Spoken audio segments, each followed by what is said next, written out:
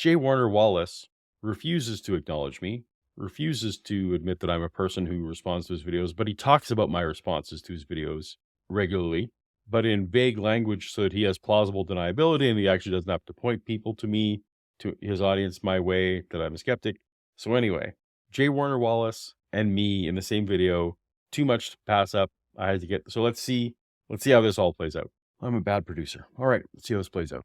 Claims are not evidence. You may have heard this internet slogan often raised by YouTube skeptics like Paulogia, Matt Dillahunty. So first of all, Paulogia, Matt Dillahunty. Where is everyone getting this picture? I did not draw that picture. You probably can't tell. See, there's me in the corner over here.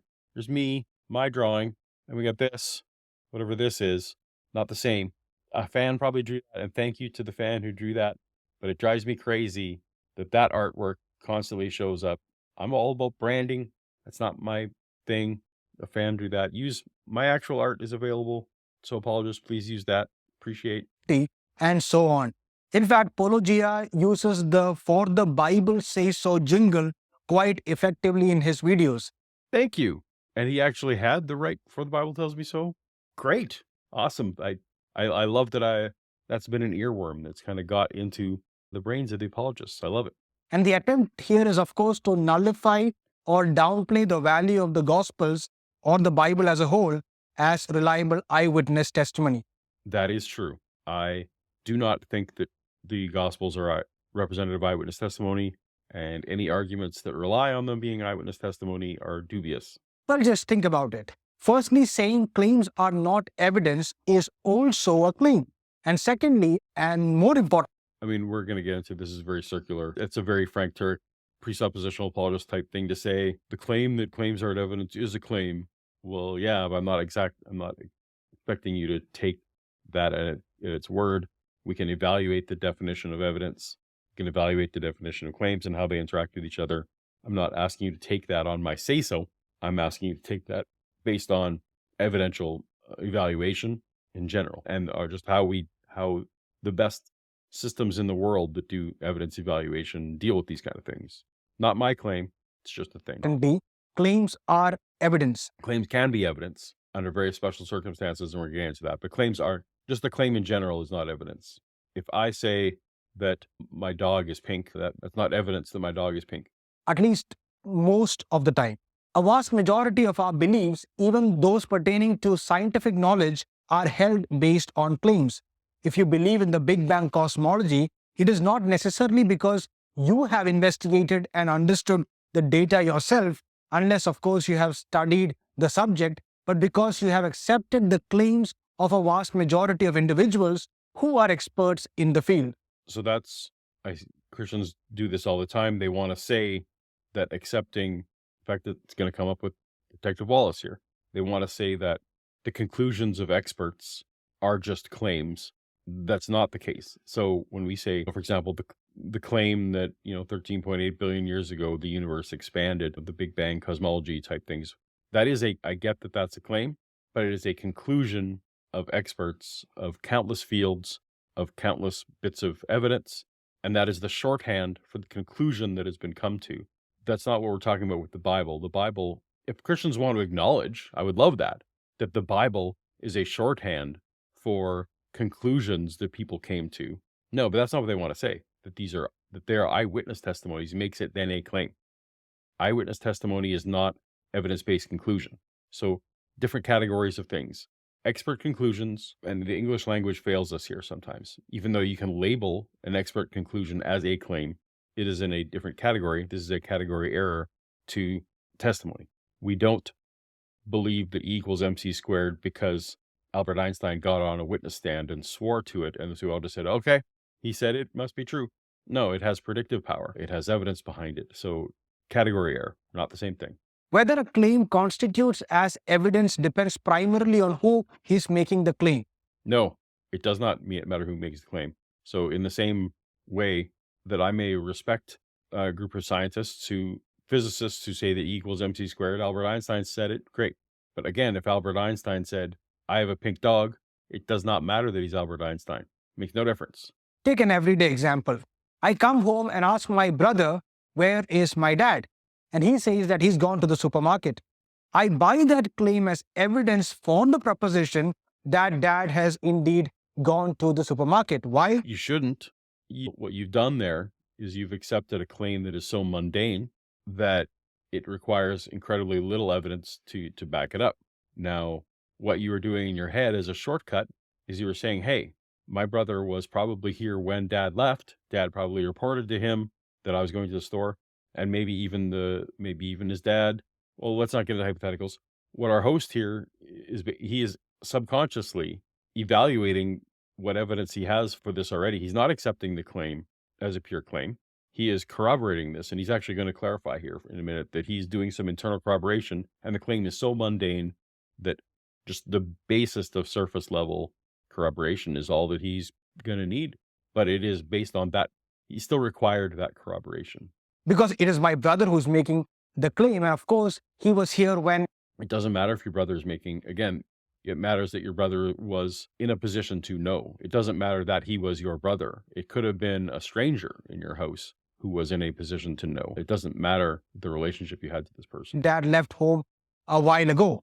You see, again, it is a matter of who is making the claim. Thank you. I appreciate that. And we will address that after. And I'm sorry about the alien. But when you could say that it is not just who is making the claim, but also what the claim is about. Yes, that's right. What is the nature of the claim? And the nature of the claim will determine the level of evidence that one needs to be shown in order to accept it. There's a phrase for that, and it's going to come up.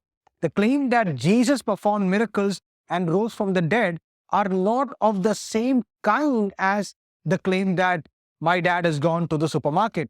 So That's here correct. these skeptics will qualify the initial claim that claims are not evidence with an additional claim. No, everyone sees where you're going. One is not a qualification of the other. These are separate ideas. A claim about a thing is not the evidence of the thing. The corroboration is the evidence. It's just the way life goes. Sorry. He's about to say extraordinary claims require extraordinary evidence. That extraordinary claims require extraordinary evidence. That's a separate idea. Well, no. Claims are claims, and they just require adequate evidence to be either held or discarded. That is exactly what extraordinary claims requires extraordinary evidence is mean. That's just a re-expression of saying every claim requires sufficient evidence to believe it. When something is outside of the norm, in any case, let's say your previous example, hey, my brother said my dad went to the store. That might be a mundane claim based on your dad, but that may well be if your dad was confined to a wheelchair and had no access to a vehicle, couldn't drive, and the store was too far in distance, and your dad's not normally a person who would go to the store. That suddenly becomes a more extraordinary claim. It's actually the same claim. Dad went to the store, but guess what? There's circumstances about one that makes it more extraordinary than the other. It's counter to things you already know. So you would need more than your brother saying so for you to accept that your dad, who doesn't normally go to the store, went to the store. You see how this works? Evidence must be sufficiently uniquely pointing to the proposition if the proposition is unusual. Also, what do you really mean by the term extraordinary? I mean that it's outside of what we would normally experience, outside of what I've already, whether rightly or wrongly, right? If it's outside of what I currently believe about things, that's an extraordinary claim. For me, God did something that God helped you find your car keys, right? For me, that's an extraordinary claim because you first have to establish gods exist. For our host here, he accepts that God exists. So that God might help him find his car keys is a much more mundane claim. I get the worldview is involved here, but that's what an extraordinary claim is. Something that there is your probable priors, as it were, are very high, that there's things that you accept about the universe that make this seem like a non-mundane happening. It doesn't have to be supernatural, right? Could be if Shannon tells me, hey, your son's here. I think I know where in the world my son is, and it's nowhere near this province. So that would be an extraordinary claim. But it's very possible my son could have got on a plane and showed up here, but it's still an extraordinary claim. The proposition, for example, that the earth is not actually flat must have sounded as extraordinary to people a few thousands of years ago. Yeah, good example. So the people's experience seemed to be that, hey, everywhere I go, the earth seems flat. So your claim that it is round would have seemed extraordinary. And that's why it wasn't widely accepted for a while until the evidence mounted. Or that the earth is moving around the sun. And same thing. Geocentrism was not easily adopted. It took a significant level of evidence before it became widely accepted. You're just affirming this. You're not refuting it. it is not the other way around. Or that the universe, comprising of space, time, and matter, began to exist at the Big Bang. Time began to exist. That Going back to earlier, do not let them say that space, time, and matter began to exist at the Big Bang, because that's not space and time. Yes. Matter, no. an extraordinary claim. Well, one may say so, and science is filled with such extraordinary and sometimes Again, even if the kind of person who just said, okay, I accept the Big Bang is true because everyone who knows about this and cares about this expertly, I just accept their claim. The fact that you accept their claim doesn't mean that the claim is the evidence. The evidence is all the things that went into it. And if you became skeptical about the Big Bang, you would then go back to the same and say, hey, that claim that you made that the Big Bang happened, show me why that is. The fact that you accept it easily doesn't mean you are merely accepting a claim. Or let me rephrase.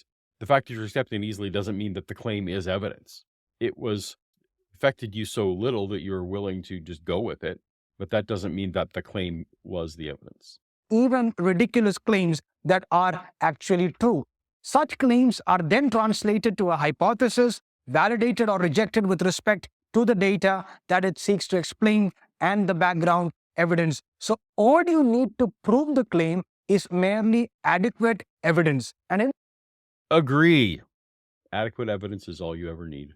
the context of the study of history, claims when they are evaluated and put together do constitute a form of evidence called testimonial evidence. So testimonial evidence, and I've gone over this on my channel a lot of times, is the worst form of evidence and the least accepted form of evidence.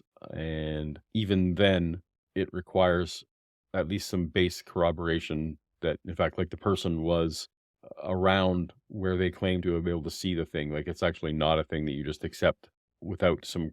There's a reason why you need to cross-examine a witness in a court case. Otherwise, you could just have people submit their claims and we would just take it at face value. No, that's not what we do. These are the kind of evidence that are used in the study of history and also even in modern courts of law. A few months ago, we had the cold case detective J. Warner Wallace on our show. Anyway, Finally. after the show, I recorded a separate segment with him where I asked him about what he really thinks about the sort of contempt for testimonial evidence that is prevalent among internet skeptics. All right. So what I want you to do now, as we go forward to this video, I want you to pay specific attention to J. Warner Wallace's face, because Jay will not say some things, but I want your opinion as to whether the expression on his face can reasonably be, well, we'll get to it. Watch his face, see if you think that his face betrays what I think it betrays. And here was his response. An atheist slogan that often appears on the internet. Popular skeptics like Matt Dillahunty, and then there's this YouTuber called Paulogia, if you're aware of. They often J. Warner Wallace has never, ever acknowledged that I exist, despite referencing materials I produced. He kind of, well, just watch his face. My name's been mentioned. He asked if he heard of him. Watch Jay's face. poke fun at Christians with this Bible says so jingle. So what they basically say is that claims are not evidence.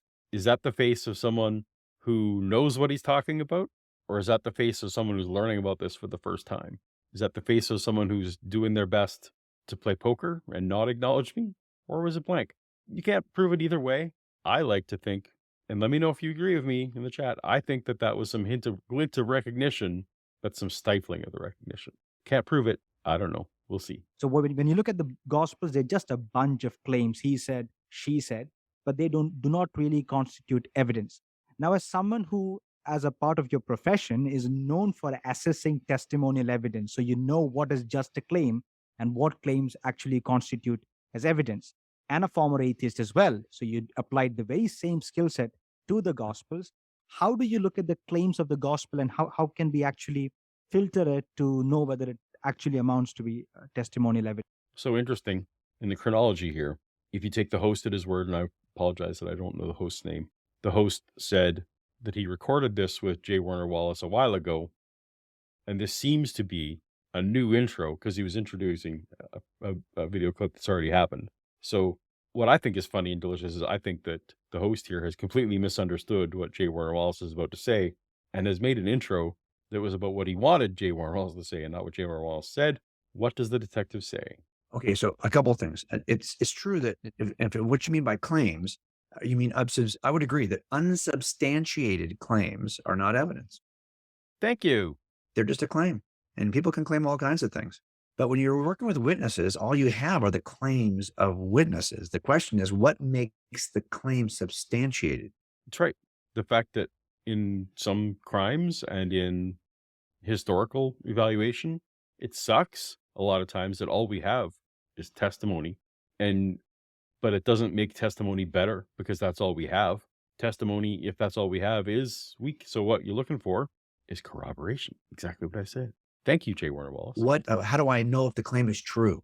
Like, is there some way to confirm the reliability of the claim? Of course, that's what we're trying to do, right?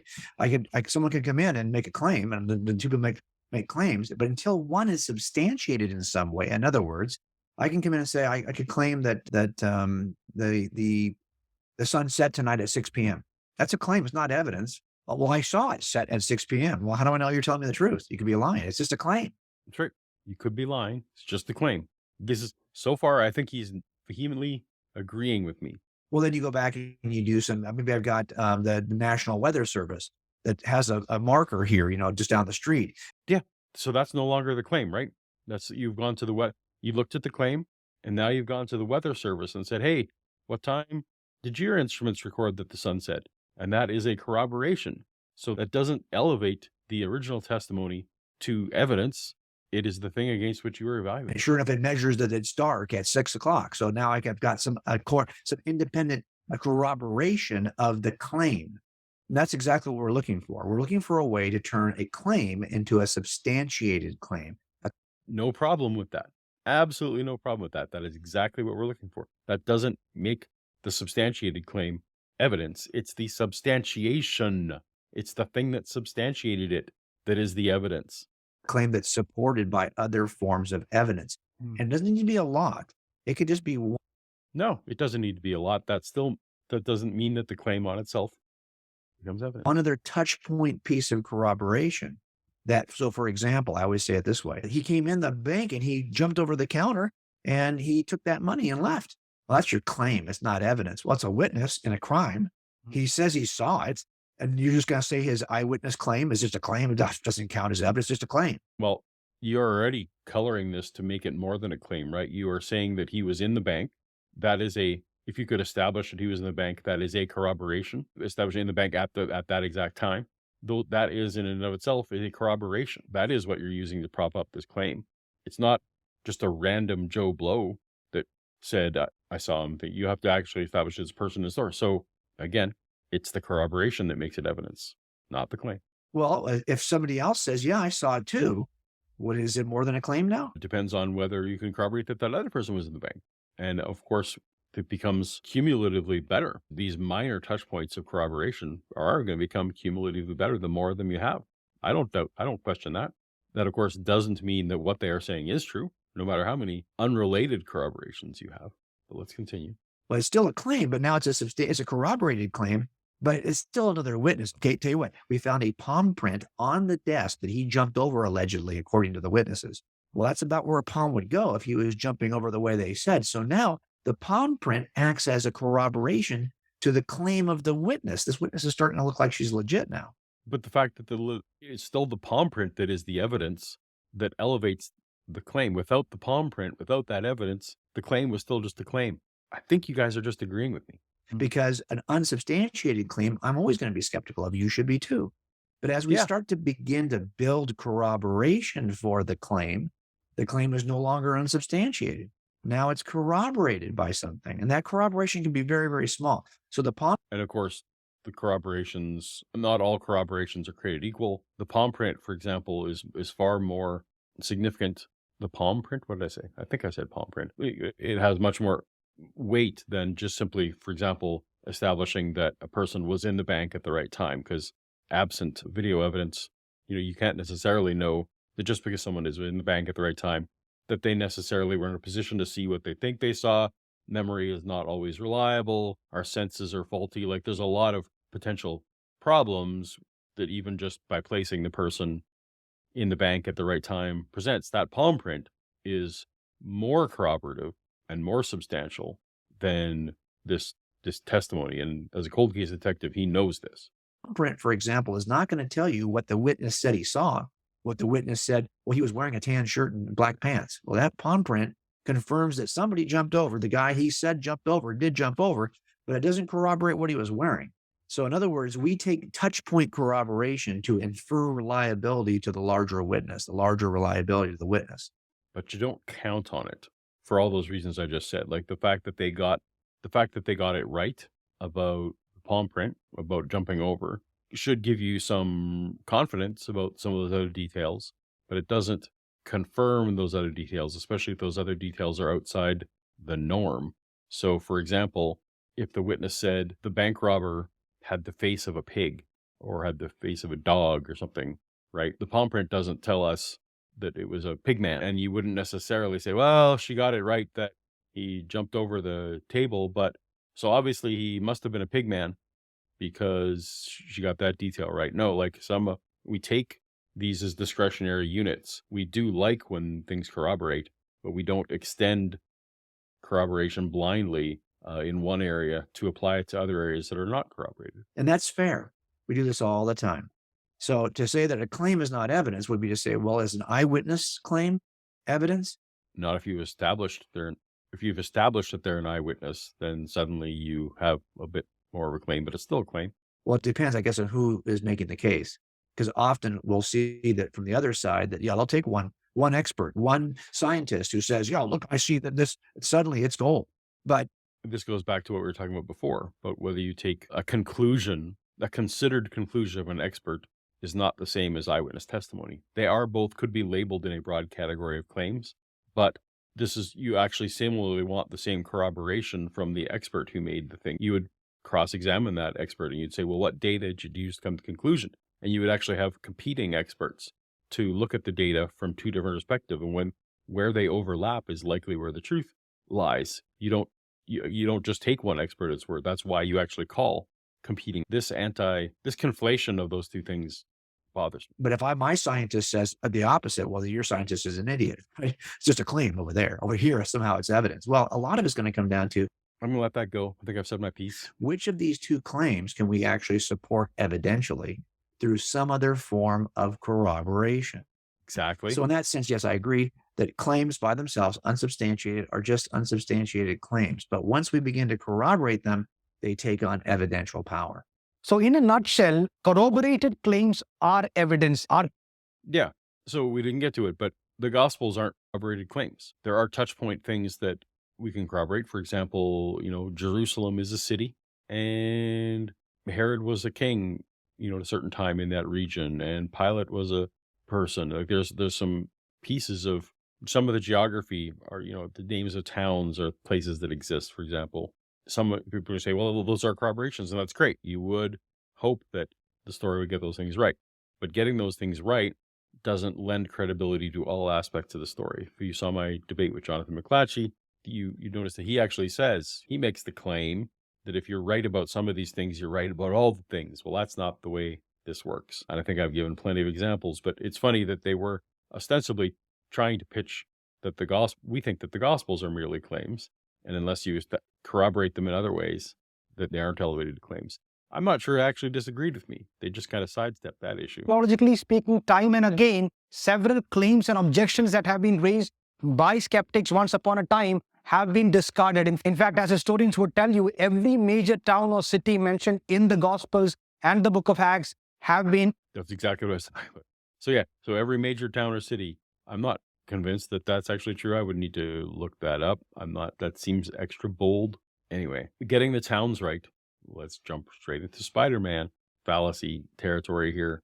That New York exists isn't evidence that Spider-Man exists. We evaluate these touch points, these corroborative points locally in terms of the specific claims. If you want to use the Gospels as evidence The Gospels, for example, aren't evidence that there was a temple in Jerusalem. The Gospels claim that there was a temple in Jerusalem, but we corroborate that via all kinds of other things. No one points to the Gospels as their point of evidence that there was a temple in Jerusalem, right? So in the same way, we need something a little bit more substantive, that there was a human who walked on water and raised from the dead. Getting a couple towns right doesn't really change the extraordinary nature of this claim. Earth and several villages as well. So the archaeological data, the secular sources that emerge from that era are also. There's no secular sources from that era that affirm any of the miraculous claims of the Bible. They affirm what Christians believed, and I have plenty of videos on this. There are no secular sources that affirm the miracles. Consistent with the Gospels. And that's the end. All right. So let me know in the chat if you agree with my assessments. Let me know in the comments.